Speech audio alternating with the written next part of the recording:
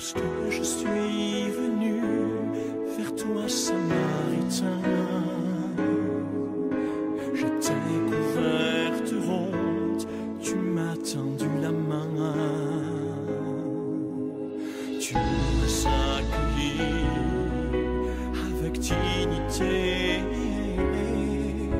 J'avais le ventre vide et tu m'as donné du pain pour me nourrir, tu m'as rassasié, tu m'as donné de quoi me désaltérer.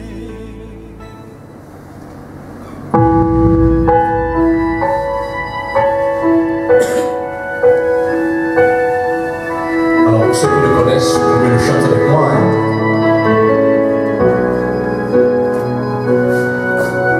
Lorsque je suis venu vers toi, Samaritain,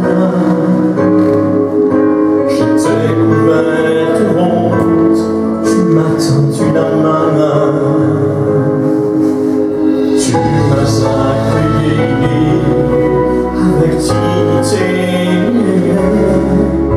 J'avais le ventre vide et tu m'as donné du pain pour me nourrir, tu m'as rassasié, tu m'as donné de quoi me désaltérer. On le chante ensemble. Samaritain, Samaritain, tu tends les mains à ceux qui sont dans le besoin, tu les entends, tu les comprends. Samaritain, Samaritain, Samaritain, tu tends les mains à ceux qui sont dans le besoin, tu les entends, tu les comprends. Samaritain,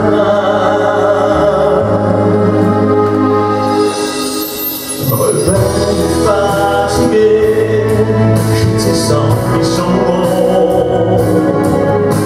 découragé, déçu, et tu m'as visité.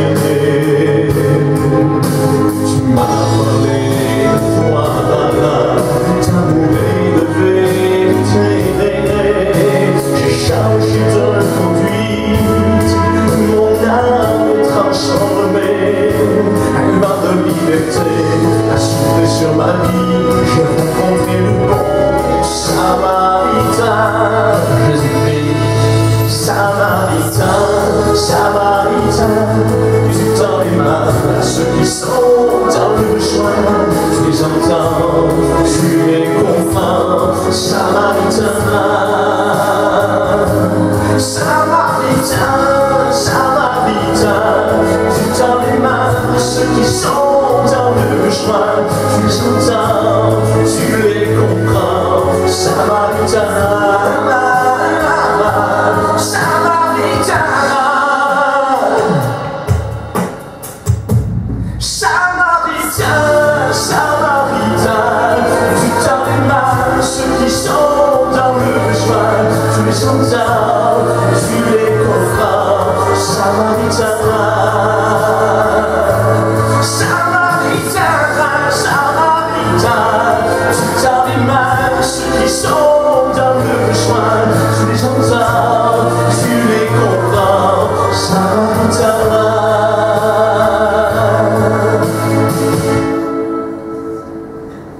Samaritain, Samaritain, tu tends les mains à ceux qui sont dans le besoin. Voilà, nous allons appeler Cédric qui va continuer à nous faire chanter quelques chants et nous vous invitons à chanter avec nous. Cet après-midi, c'est une journée de fête. Voilà. Donc on va laisser l'heureux papa conduire quelques chants.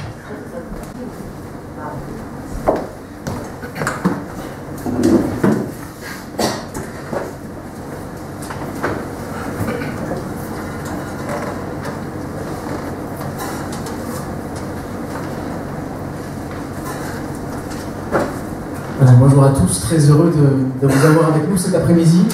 Et on est dans la joie.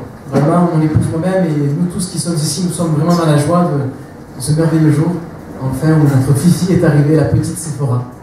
3,2 kg, 50 cm, un beau petit bébé, nous procure beaucoup de joie, beaucoup de bonheur. Et je vous invite à vous réjouir avec nous. Et ce chant dira à juste raison, je me réjouis dans le nom du Seigneur, je lève les mains dans le nom du Seigneur et je chanterai, je célébrerai le nom de mon Sauveur, de Jésus-Christ. Amen.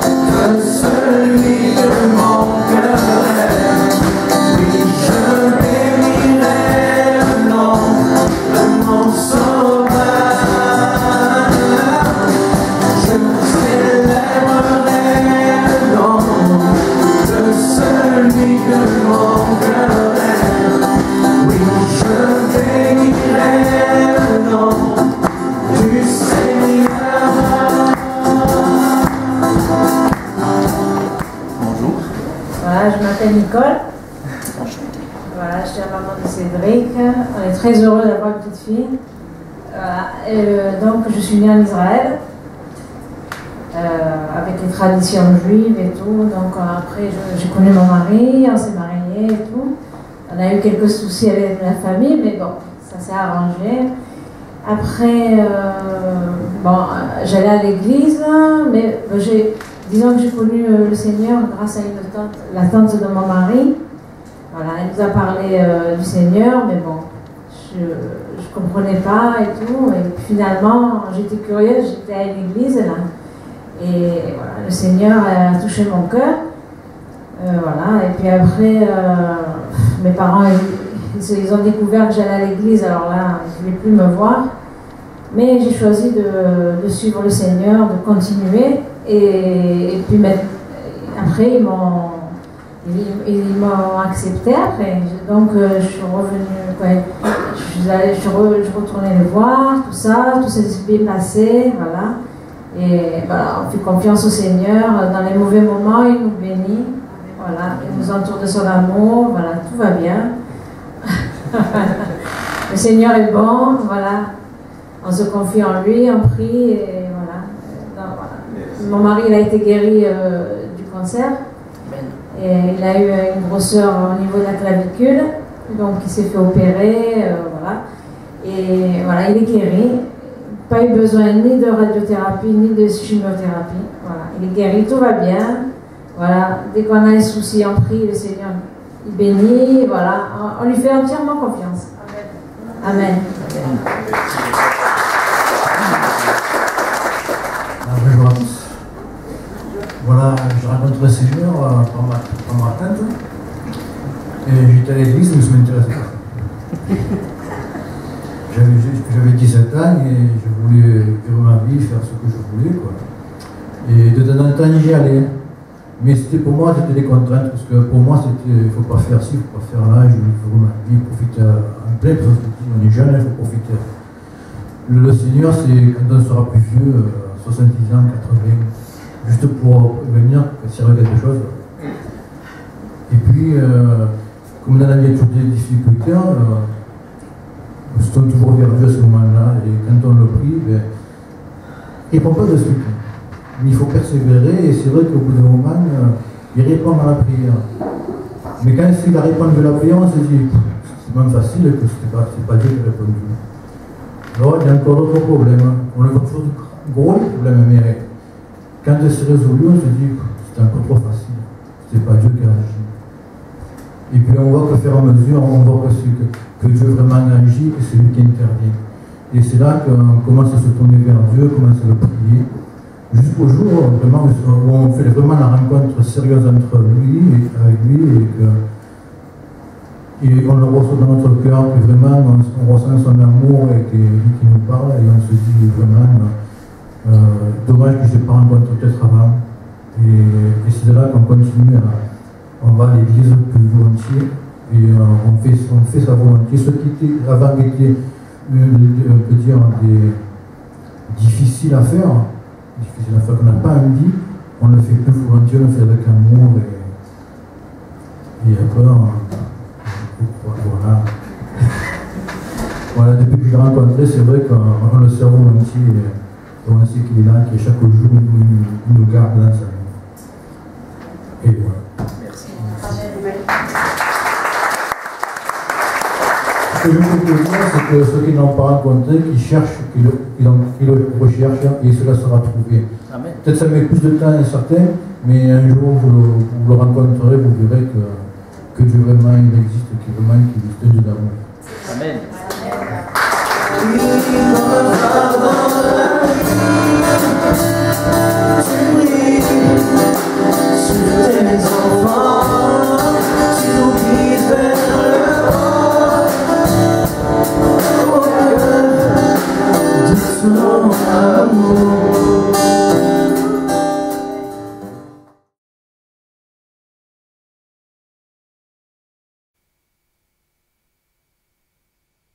Avec vous, deux lectures. Deux lectures pour vous expliquer en quelques mots le pourquoi nos enfants ont besoin d'être présentés au Seigneur, et c'est ce que nous allons faire dans quelques instants pour la petite Séphora. Voilà. La première lecture que je vous propose, nous la trouvons dans le dernier livre de la Bible, appelé l'Apocalypse, au chapitre 12, verset 3, et nous lisons ceci. Un autre signe parut encore dans le ciel, et voici c'était un grand dragon rouge, ayant 7 têtes et 10 cornes. Et sur ses têtes, 7 diadèmes, sa queue entraînait le tiers des étoiles du ciel, et les jetait sur la terre. Le dragon se tint devant la femme qui allait enfanter. Essayez de retenir que cela, parce que tout le reste, il faudrait quelques semaines pour pouvoir vous expliquer ces quelques images. Mais retenons que cela. Le dragon se tint devant la femme qui allait allaiter afin de dévorer son enfant. Retenons que cela. Lorsqu'elle aurait enfanté. Elle enfanta un fils qui doit paître toutes les nations avec une verge de fer, et son enfant fut enlevé vers Dieu et vers son trône. Et la deuxième et dernière lecture, nous la trouvons dans l'Évangile selon Luc au chapitre 2, verset 21. Il est question ici de la présentation du Seigneur Jésus-Christ. Le 8e jour, auquel l'enfant devait être circoncis, étant arrivé, on lui donna le nom de Jésus, nom qu'avait indiqué l'ange avant qu'il fût conçu dans le sein de sa mère. Et quand les jours de leur purification furent accomplis, selon la loi de Moïse, Joseph et Marie le portèrent à Jérusalem pour le présenter au Seigneur. Amen. Voilà ici, chers amis, en quelques minutes, quelques instants, voilà ici deux textes de la Bible qui nous parlent des tout petits bébés, lesquels sont si fragiles, n'est-ce pas? Ils sont si fragiles et ils ont besoin de la protection du Dieu Tout-Puissant. Et dans le premier texte de l'Apocalypse que nous avons lu ensemble, il nous est parlé d'un dragon, image de Satan, lequel est là pour détruire les enfants de différentes manières, de dévorer les enfants de différentes manières. Et dans ce domaine, chers amis, il y a toute une palette de souffrances dont Satan se sert pour dévorer ces jeunes vies. Par exemple, la maltraitance, le viol, l'abandon des parents, etc., etc. Et voilà pourquoi nos enfants ont besoin d'être confiés entre les mains toutes puissantes de notre Dieu afin qu'ils soient bien gardés. Et c'est ce que nous avons lu dans notre deuxième texte où il est question de l'enfant Jésus, lequel va être présenté au Seigneur dans le temple de Jérusalem. Vous avez remarqué, chers amis, qu'il n'est pas mentionné ici le mot baptême. Mais Jésus fut simplement présenté au Seigneur afin que l'on prie pour que la bénédiction de Dieu repose sur lui et sur ses parents à qui Dieu le Père confia son propre Fils. Et c'est ce que nous allons faire, nous aussi, pour la petite Séphora et ses parents également, afin que cet enfant grandisse dans la bénédiction de Dieu et dans une bonne éducation que ses parents lui apporteront autour de la Bible. Mais avant de laisser la place donc à la petite Séphora que nous allons présenter ensemble avec Jean-Pierre, j'aimerais interpréter spécialement avec mon épouse une petite chanson que nous avons composée très rapidement. Alors chacun de nos petits-enfants a sa petite chanson.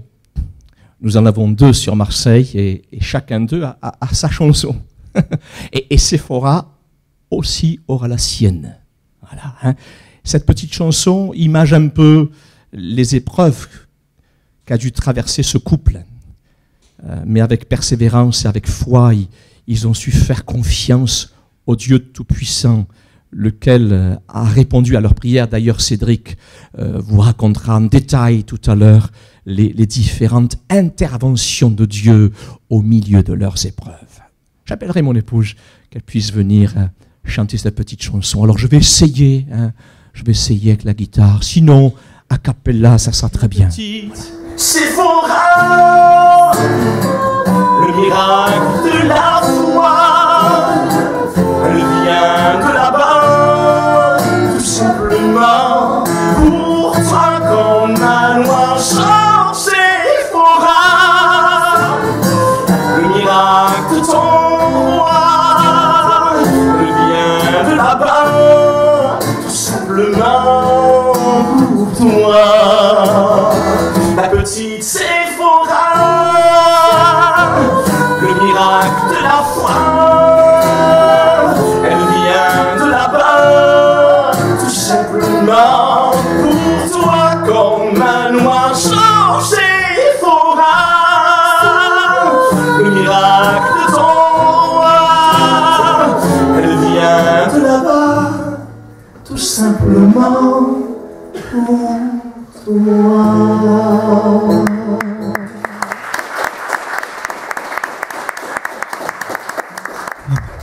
Merci.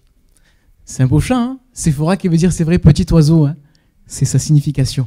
Et avant toute chose, je vous invite à faire une lecture avec moi qui va s'afficher pour vous. Un texte que nous trouvons dans le psaume 139, un texte qui retrace un petit peu la main de Dieu dans la création d'un être, d'un petit être. Et ce psaume dira au chef des chantres de David, psaume. Éternel, dira David, tu me sondes et tu me connais. Tu sais quand je m'assieds et quand je me lève. Tu pénètres de loin ma pensée. Tu sais quand je marche, quand je me couche. Tu pénètres toutes mes voies. Car la parole n'est pas encore sur ma langue que déjà, ô Éternel, tu la connais entièrement. Tu m'entoures par derrière et par devant et tu mets ta main sur moi. Amen. C'est bon ça, quand Dieu met sa main sur nous. Une science aussi merveilleuse est au-dessus de ma portée, elle est trop élevée pour que je puisse la saisir. Où irai-je loin de ton esprit et où fuirai-je loin de ta face? Si je monte aux cieux, tu y es. Si je me couche au séjour des morts, t'y voilà. Si je prends les ailes de l'aurore et que j'aille habiter à l'extrémité de la mer, là aussi ta main me conduira et ta droite me saisira. Que Dieu soit béni. Verset 13. C'est toi qui as formé mes reins, dira-t-il, qui m'as tissé dans le sein de ma mère. Je te loue de ce que je suis une créature si merveilleuse. Tes œuvres sont admirables et mon âme le reconnaît bien. Mon corps n'était point caché devant toi lorsque j'étais fait dans un lieu secret, tissé dans les profondeurs de la terre. Quand je n'étais qu'une masse informe, tes yeux me voyaient. Et sur ton livre étaient tout inscrits les jours qui m'étaient destinés avant qu'aucun d'eux existât. Que tes pensées, ô Dieu, me semblent impénétrables et que le nombre en est grand. Amen. Le seul capable de créer, c'est Dieu. Et je vous invite à écouter ce psaume chanté par Déborah, qui va s'approcher, qui va chanter ce merveilleux psaume, pour la petite Séphora. Amen.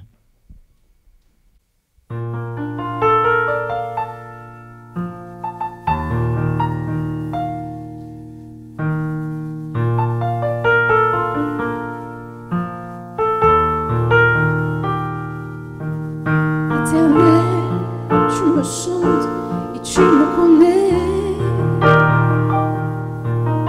tu sais quand je m'assieds et quand je me lève,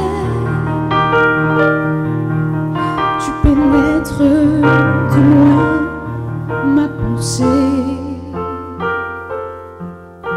Tu sais quand je marche et quand je me couche, et tu pénètres tout de mes voix,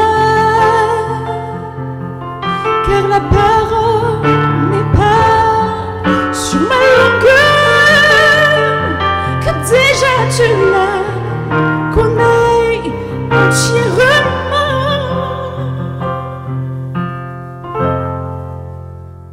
C'est toi qui as formé mes rêves, tu sais dans le sein de ma mère.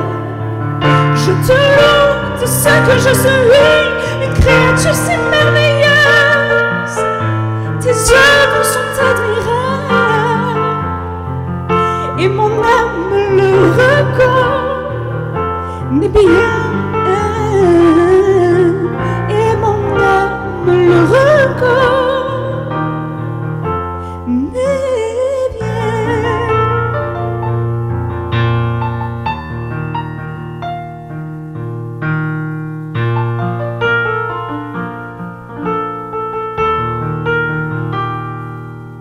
Quand je n'étais qu'une masse informe, tes yeux me voyaient.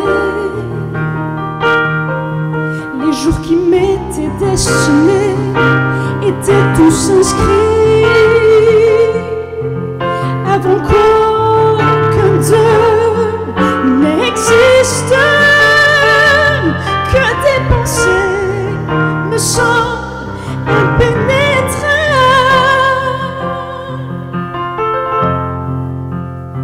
C'est toi qui as formé mes rêves, tu sais dans le sein de ma mère.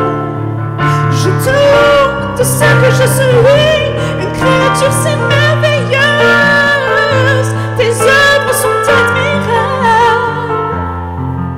et mon âme le reconnaît bien. Et mon âme le reconnaît.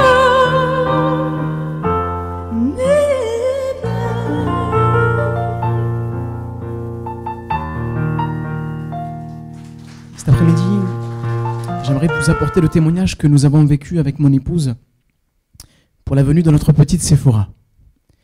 Et j'ai intitulé le thème de ce mot du jour, le miracle d'une renaissance. Durant le mois d'avril 2016, nous avons donc appris avec mon épouse qu'elle était de nouveau enceinte, un peu traumatisant pour nous, un petit peu de peur qui s'installait dans notre cœur, puisque, certains le savent, nous en avons déjà perdu 2 au cours du premier trimestre. Cela nous a donc remplis de crainte face à cette nouvelle grossesse, mais nous nous sentions malgré tout plus forts. Beaucoup plus forts, car les épreuves précédentes par lesquelles nous étions passés avaient fortifié énormément notre foi. Quelques semaines plus tard, mon épouse fut prise par de fortes douleurs dans le bas du ventre et les médecins pensaient qu'elle faisait peut-être une grossesse extra-utérine. Le bébé n'est pas dans l'utérus, mais il est plus haut, peut-être dans les ovaires ou autre. Les docteurs, les médecins pensaient cela. Ce qui a donc été contrôlé, nous sommes partis faire la visite du gynécologue pour une échographie, pour vérifier si ce n'était pas une grossesse extra-utérine. Et non, effectivement, ce n'était pas une grossesse extra-utérine, mais c'était bien pire encore pour nous. Nous apprenions ce jour-là par le gynécologue, après échographie, l'absence totale de vie dans le ventre. Aussi appelé en termes un petit peu scientifiques, un œuf clair. Un œuf dans lequel il n'y a point de vie. Un œuf ne contenant aucun embryon. Et en voici la photo, peut-être que Zacharie, tu pourrais l'afficher, j'ai mis l'échographie. Vous voyez, là c'est l'utérus, le petit rond ici, c'est l'œuf, mais l'œuf qui est vide. À ce stade, à 6 semaines, il devrait déjà y avoir un petit bébé avec un cœur qui bat, mais il n'y avait rien. Peut-être que tu peux passer encore une fois, je crois qu'il y en a une plus proche. Vas-y, voilà, on le voit bien, il n'y a rien. Le sac est vide. Un sac aussi hypotonique. Hypotonique, scientifiquement parlant, c'est un sac qui n'est pas rond. Normalement, il devrait être rond, mais il est complètement plat. Et donc, le médecin catégorique de son diagnostic nous dirigea vers l'hôpital de Fécamp une fois de plus pour l'expulsion de l'œuf via la prise d'un cachet. Nous voilà donc quelques jours plus tard à l'hôpital de Fécamp pour valider la prise du cachet, pour expulser l'œuf, cet œuf vide, sans vie. Une échographie a donc été pratiquée. Et à notre grande surprise, nous pouvons voir un bébé dans un sac, non plus hypotonique, plat, mais un sac bien rond, comme vous pouvez le voir. Un sac bien rond, et là un petit bébé. Et cette fois-ci, un cœur au top. Au top. Dieu avait opéré un miracle. Quelques jours avant, il n'y avait rien, alors qu'il devait y avoir.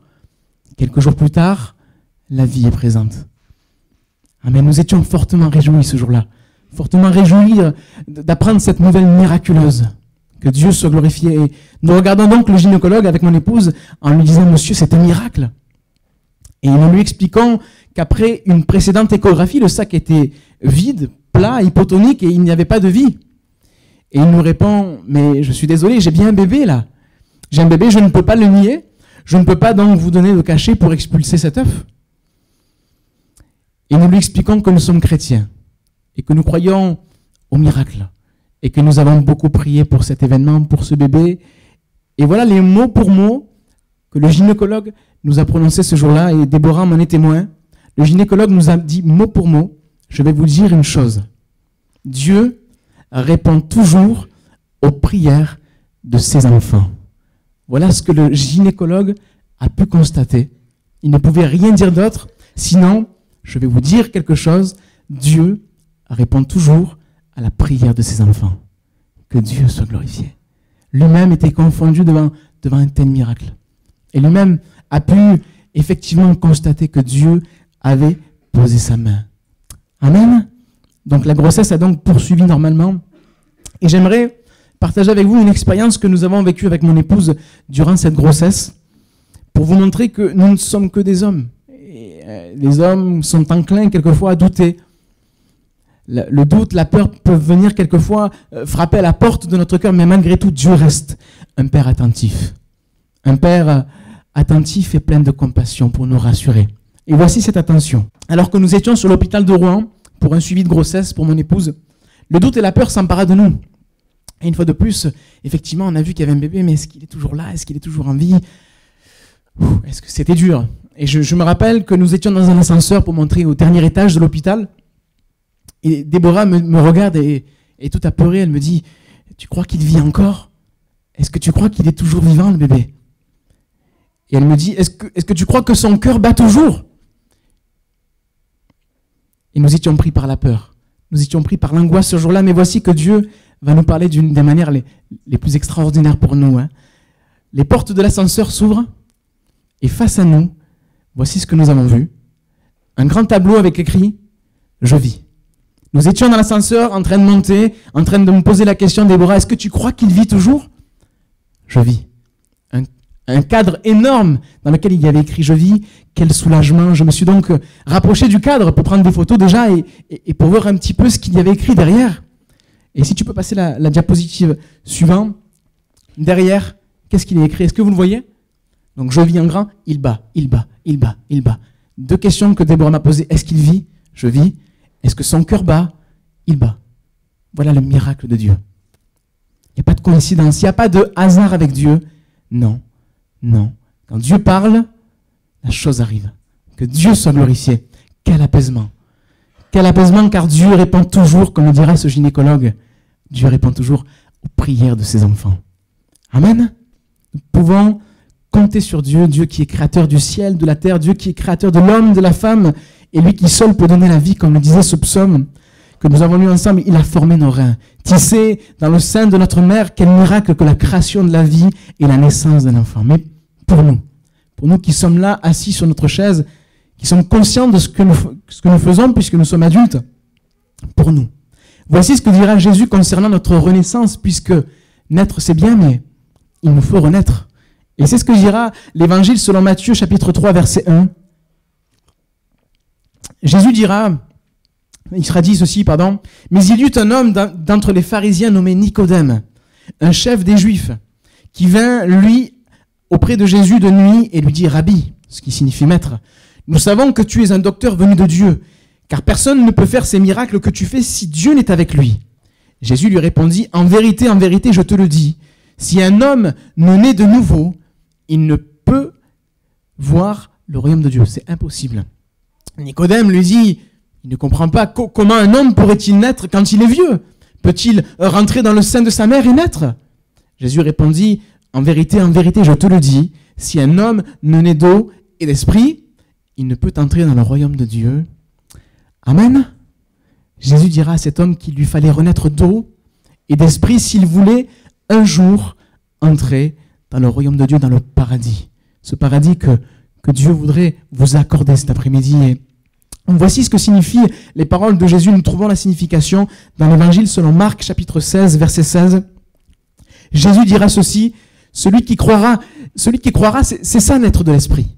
C'est comprendre avec son raisonnement que le Christ, que Jésus est le Fils de Dieu, qu'il est venu pour sauver, pour libérer. Et Jésus dira, celui qui croira, mais pas seulement, et qui sera baptisé, c'est là la renaissance, sera sauvé. Mais celui qui ne croira pas sera malheureusement condamné. Le baptême enseigné par Jésus dans la Bible n'est pas un baptême d'enfant. Le baptême d'enfant est une grande erreur que la religion nous a apportée. Dans la Bible, il n'est fait aucune mention d'un baptême d'enfant. Le baptême d'enfant a été strictement inventé par les hommes après Jésus-Christ. Jésus-Christ, on l'a lu tout à l'heure, Jésus-Christ a été présenté au Seigneur. Il n'a pas été baptisé. Un baptême, c'est un petit peu comme un mariage. Et lorsqu'on se marie, on est conscient de ce qu'on fait. Un bébé, je ne pense pas qu'il comprend. Je me trompe? Non, c'est vrai. Le véritable baptême que Jésus enseignera, c'est un baptême à l'âge adulte. Celui qu'a pratiqué d'ailleurs Jésus-Christ, puisqu'il a lui-même été baptisé à l'âge de 30 ans. Exactement. Alors donc, vous tous cet après-midi qui n'avez pas encore fait cette expérience formidable du miracle de la renaissance, n'attendez plus. Acceptez Jésus-Christ comme étant votre sauveur. Acceptez aussi de passer par les eaux du baptême, puisque c'est aussi là la renaissance et dont vous avez besoin pour un jour aller dans ce royaume de Dieu. Et vous verrez que vous serez le plus heureux, la plus heureuse, et que Dieu vous accordera tout ce que votre cœur désire. On a prié pour cet enfant. Encore une fois, une nouvelle, il n'y a pas de vie. Mais non, nous avons compté sur le Seigneur et Dieu a répondu. Parce que Dieu est un Dieu de miracles. Dieu est un Dieu grand. Et Jésus ne vous demandera jamais votre argent. Mais Jésus, ce qu'il désire, c'est votre cœur, tout simplement. Et je vous invite à écouter un dernier chant que notre pasteur pourrait nous chanter, un chant qui parle de foi. Ce chant dira, par la foi, on peut voir des miracles. Amen. Que Dieu vous bénisse et merci de votre attention.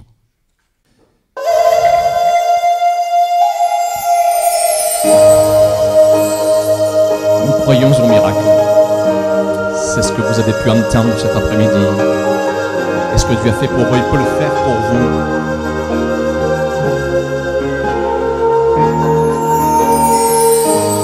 On peut voir tes miracles avec la foi.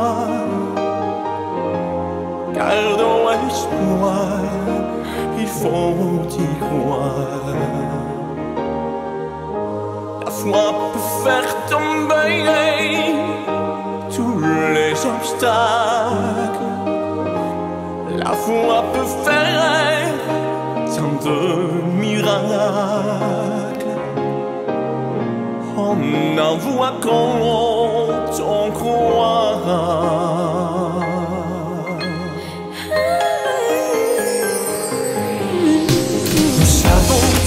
Prier sans savoir qui nous entendrait.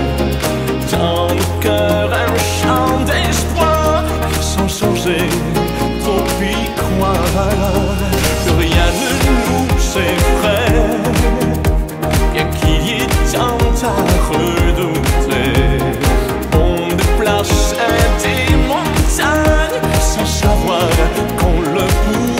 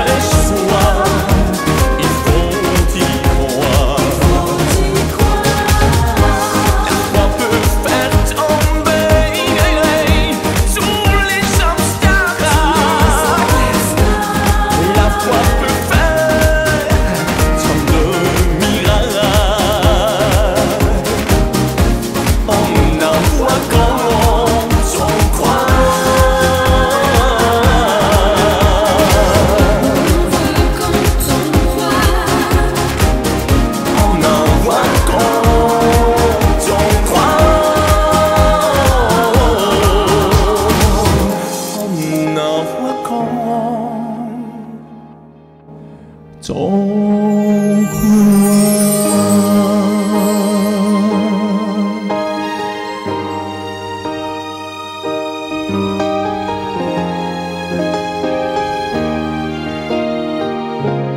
en invoquant ton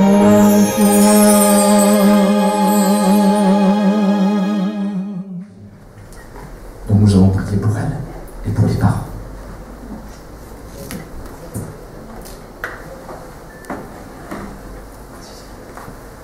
Gloire à Dieu.